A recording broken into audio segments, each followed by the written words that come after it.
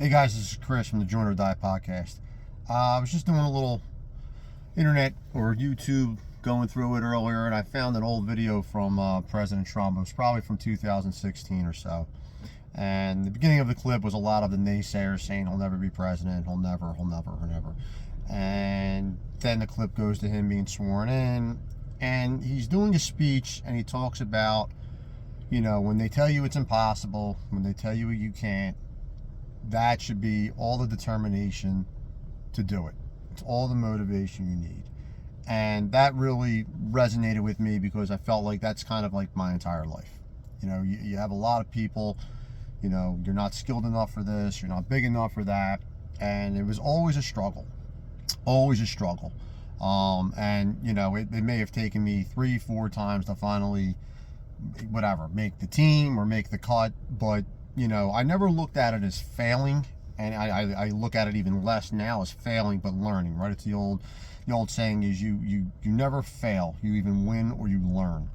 And I think that's something that's very crucial now, where we live in a world now where there's a lot of naysayers. I was surrounded with them in the police department. Thankfully, I had a lot of good friends there who always said, "Good for you, good luck.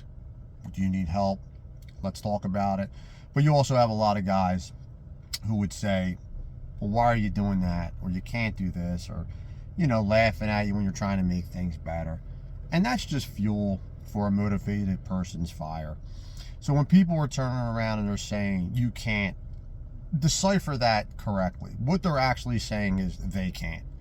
And when they turn around and say that's impossible, what they're really saying is, boy, I hope that doesn't happen because I may have to get off my ass and, make myself a better person, or whatever the profession may be, whatever we're talking about. So when people are turning around and they're saying you can't, understand what they're really saying is they can't. And they hope you fail because they can turn around and say, "See, I told you so." As opposed to turning around saying, "Listen, man, if you need help with this," or try to surround yourself with people who are better than you at something so you do better. They like to hang around people who aren't as good so they look better. It's really a dumbing down effect. So we just live in a time where a lot of people who are trying to do well for themselves are put down. Like tonight I'm going to Calvary Chapel in Philadelphia with a few guys from my old SWAT team. And Pastor Gill, trustee, great guy.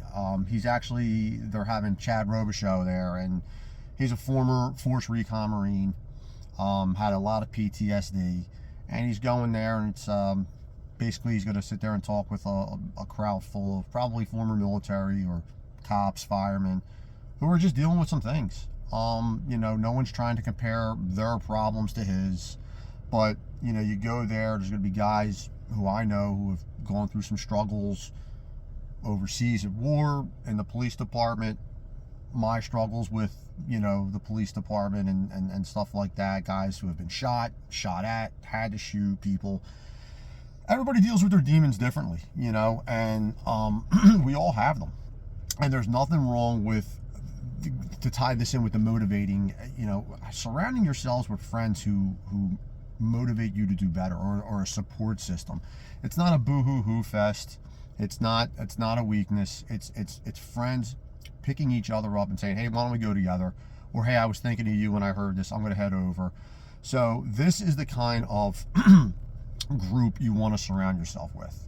Strong guys who don't have a problem supporting each other when the other one's down, or supporting each other when maybe everybody's kind of having like their own thing going on, because it doesn't get easier when you get older.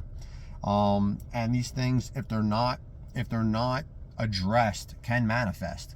So when you're a motivated person and you're trying to do better, every day feels like a struggle, because every day you're trying to make yourself better. It's the lazy people who never seem like they're really struggling because they have no pride, they don't care.